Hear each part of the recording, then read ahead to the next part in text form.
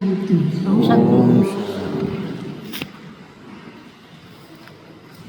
बाबा की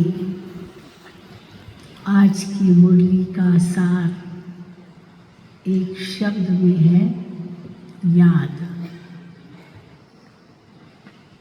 याद की कितनी गहराई है वो आज बाबा ने बताई है।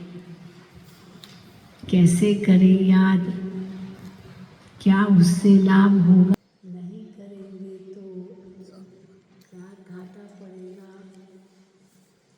कई बातें आज बाबा ने याद पर बताई है। कितना महत्व है बाबा की याद का। अगर याद से हम कैसे बन जाएंगे, बाबा ने वो भी बताया। तो सारी मुरली याद पर है। भिन्न भिन्न रूपों से बाबा ने याद पर समझाया है।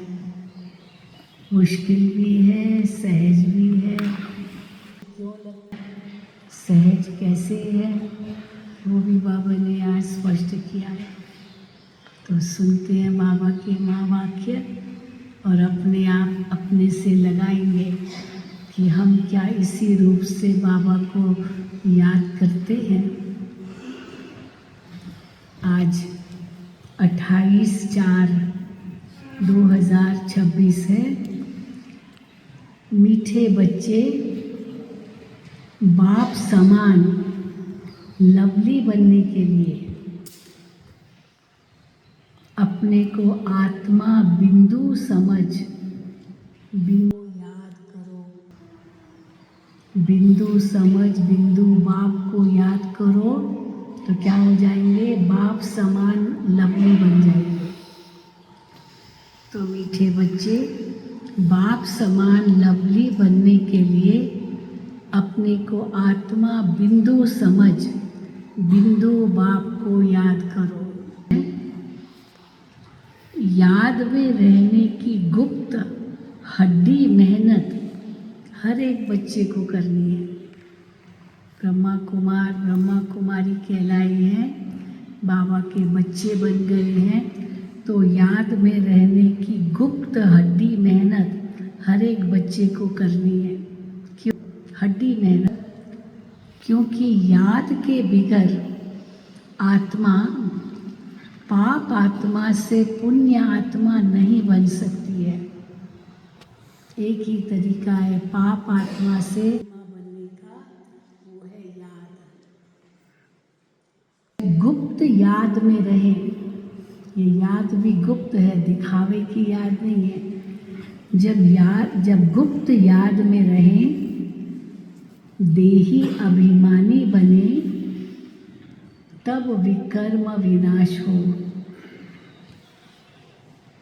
धर्मराज की सजाओं से बचने का साधन भी याद है। माया के तूफान याद में ही विघ्न डालते हैं। इसीलिए याद की गुप्त मेहनत करो। ये गुप्त मेहनत है, तभी लक्ष्मी नारायण जैसा लवली बन सकेंगे।